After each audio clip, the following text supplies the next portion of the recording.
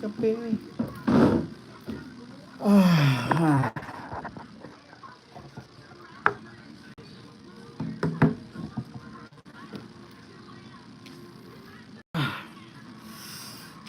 Kape, kakape, kakape, ang kape mo pare. Ang kape.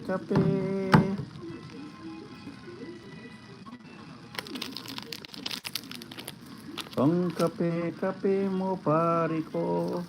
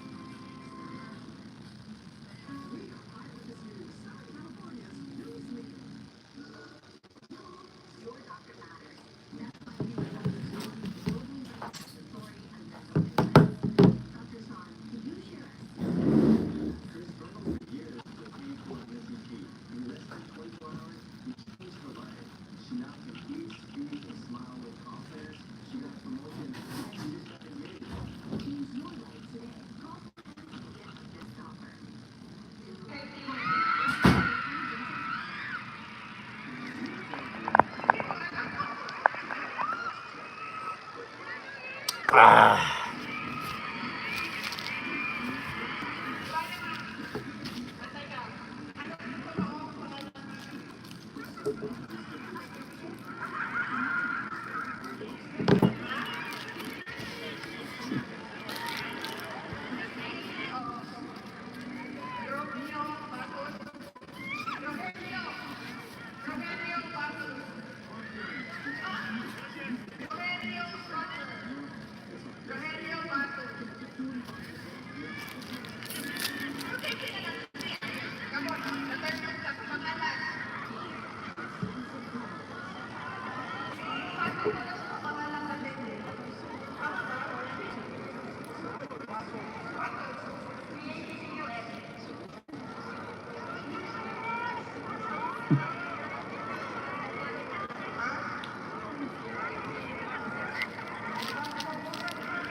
Hi there.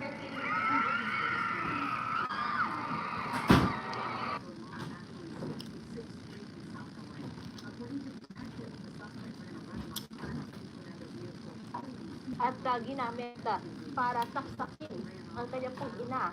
At ito po ay nagtamo ng mga sugat sa iba't ibang bahagi ng kanyang pong katawan. Nakipagbuno din po Bomboradio. yung suspect ito po sa kanyang 22 anyos na kapatid ng sumaklolo matapos po na marinig yung sigaw ng kanyang pong ina na humihingi ng tulong. So sinabi po ng opisyal na sinubukan na dalhin sa ospital ng mga rumesponde pong mga pulis itong biktima, ngunit hindi na ito umabot pa ng buhay. Makalipas po yung ilang araw ay agad naman din po na inaresto ito pong suspect matapos na makumbinsi ng mga kilala nito na sumuko na po sa ating mga otoridad. So kinabukasan ay sumuko na ito sa ating pong police station. So binigyan din po ni Pania na nanatili po nga pala isipan pa rin kung ano yung motibo, no? Dito po sa karumal-dumal na krimen na nangyari doon po sa suspect at ano yung dahilan ng suspect para po ay patayin niya ito pong kanyang ina. So sa kasalukuyan ay nasa kustodiya na ho ng Legazpi Police Station na ito pong suspect at sinampahan na din po ito ng kasong parricide. Samantala, sa iba pa po natin Basta mga radyo, police report, bombo. ito pasinabi din po sa ating pong mga kababayan dahil po sa maselan din po itong balita natin na dahil po sa nabuntis, ito pong minor de edad, isang 15 anyos na babae matapos po na ilang beses naghahasain ng ka-live-in partner po ng kanyang ina. Diyan naman po yan nangyari sa bayan ng Rapu-Rapu dito po pa rin yan sa lalawigan ng Albay. Ayon po kay Rapu-Rapu Municipal Police Station na Municipal Executive Senior Police Officer, Police Executive Master Sergeant Anthony Espeso sa naging panayam po ng Buong Murado Legazpi ay nagsumbong ito daw hong biktima sa kanyang ina na siya ay buntis dahil daw po sa paulit-ulit na panggagahasa ng kanyang pong ama. So, ginagahasa umanoid ng suspect, ito pong biktima, tuwing aalis, ito pong kanyang ina sa kanila pong bahay. So, agad daw po na nakipag-coordinate ito pong ina ng biktima sa opisina po ng ating pong mga kapulisan. At agad po na nagsampa, nangaabot na po sa 20 counts of rape. And aside po dyan, ay sinampahan din po itong suspect ng kasong acts of lasciviousness. So sinabi po ng opisyal na sinubaybayan daw po ng kanilang tropa ito pong suspect mula nang isinampa ito pong kaso. At nang mailabas yung warrant of arrest, ay agad nila po itong inaresto. So, sa kasalukuyan ay nasa kustodiya na din po ng Rapu-Rapu Municipal Police Station ito pong suspect habang naghihintay na po na mailipat dyan po sa Bureau of Jail Management and Penology. So, pinagpatuloy din po nila pagpapakalat ng itaas yung kamalayan sa publiko tungkol po sa mga katulad na uri ito pong mga pang-aabuso. So, hindi mo po ni Espeso yung publiko na huwag po mag-asubitian ng naiulat, saka naman po mga pang-abuso sa ating po mga kapulisan na agad naman din na mabigyan po ng kaukulong kaupon. And syempre, kapag nakanito po mga kaso, ay nanatili din po itong, kumbaga, ito po ay nasa mabuting kalagayan or di ka naman ay hindi naman po ito pinapalabas sa social media o di ka naman yung kanila pong mga pangalan ay nanatili din pong privacy. No? Mayroon pa rin pong nag-iiral na Privacy Act kapag ganito pong mga sensitive pong mga balita ang naitatala no, sa mga hukilan natin pong mga kapulisan. Samantala, may dagdag ko na lang din, pa-update din po natin doon po sa Bulkang Bulusan sa pati po ng Sorsogon kasi muli po nakapag-registro ng aktibidad na ito pong Bulkang Bulusan sa nakalipas po na mga oras. No? Kasi kahapon, ayon po kay Philippine Institute of Volcanology and Seismology Group, ang Philippine Observatory Resident Volcanologist, April Domingiano, sa naging panayam ng Buong Murado Legazpi, nakapagdasala ako sila ng 127 na low magnitude volcanic earthquake sa loob po ng 24 oras. Isang linggo matapos itong periodic eruptions na naranasan noong nakaraang po Abril 28 at Abril 29.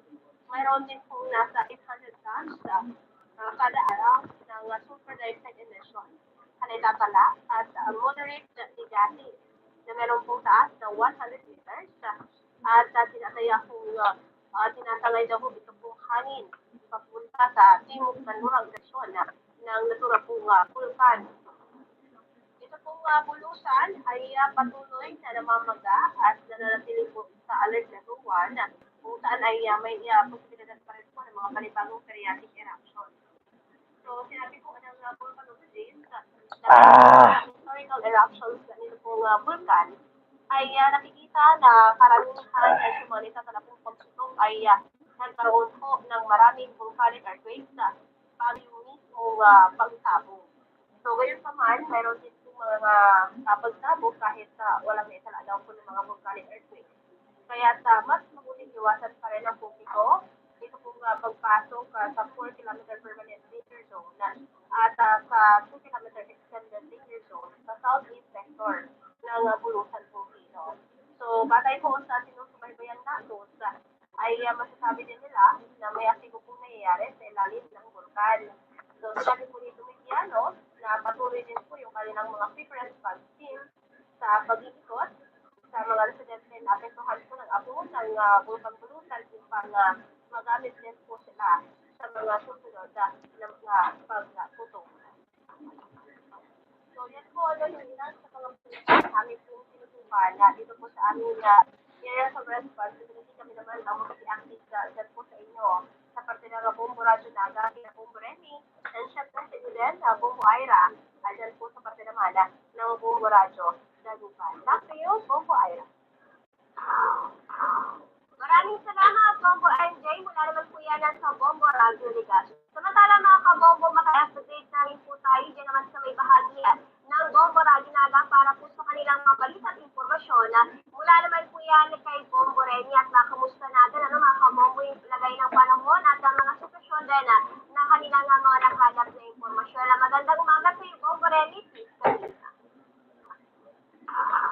Magandang umaga, Bombo Ira, and of course, sa ating po mga viewers and listeners dyan sa may parte ng Bombo Radio Ligas. And syempre, magandang araw po sa ating po mga kapatid ng Pilipina na naunang magbahagi ng kanyang mga balikat informasyon. Diyan kay Bombo Angelica ng Bombo Radio Kawanya, and of course, kay Bombo MJ ng Bombo Radio Ligasi. Magandang araw sa ating po mga viewers and listeners sa ating pong programa ng Taya Broadcast. Anyway, para po sa ating weather conditions sa lalawigin po ng Camarines Sur. So, kahapon, mainit po yung ating pong mga naranasan sa maghapon na weather condition. And of course, ngayong araw po, inaasahan namin ang nasa 43 degrees Celsius na heat index na mararamdaman po dito sa lalawigin ng Camarines Sur. And of course, dito naman po sa Luzon na Naga. Para po sa aming mga balita at informasyon na nakalat, pinutukan dito naman sa aming mga nasasakupang lugar, particularly dito po sa lalawigin ng Camarines Sur dahil nagpaalala na po ang kadres mo dahil delikado ang pagliligo o panligo sa ilog. Ito ang naging babala ng Camaligan Disaster Reduction Environment and Safety Management Office. Matapos nga po na may malunod patay na pinatilo nito nga akong nakaraang Biyernes na kung saan gabilaan niya nakuha nito nga akong Sabado. So, ayon ho sa Philippine Coast Guard, binilikat niya ang nasabing minor de edad na biktima kaya hindi na nagawang makaligtas pa. Ayon naman ho sa kadres mo, malakas din nga ako itong gusto ng tuligoon kaya hindi nito kinaya pa.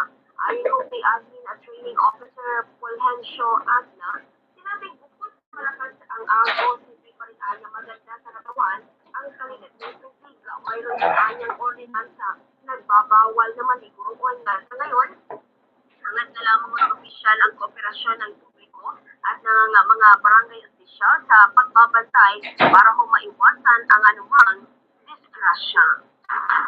So yan yung isa sa aming mga nakalap, pinutukan ng mga balita at informasyon. So dapuan mo natin dito naman ho sa lungsod ng Naga dahil yung final testing at selling ng mga automated counting machine isinigawa ko kahapon dito naman ho sa Naga City. So eksakto isang linggo bago nga ako itong pagpili ng mga bagong magsisilbi sa bansa, isinigawa ko kahapon ito nga akong final testing and selling sa mga automated counting machine ng Comelec Naga kung saan sinabi man ni Comelec Officer Attorney Michael Julio Jr.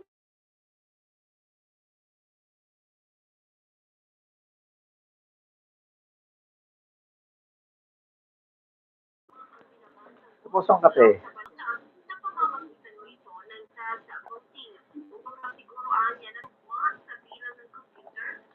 Basta Radyo Bombo.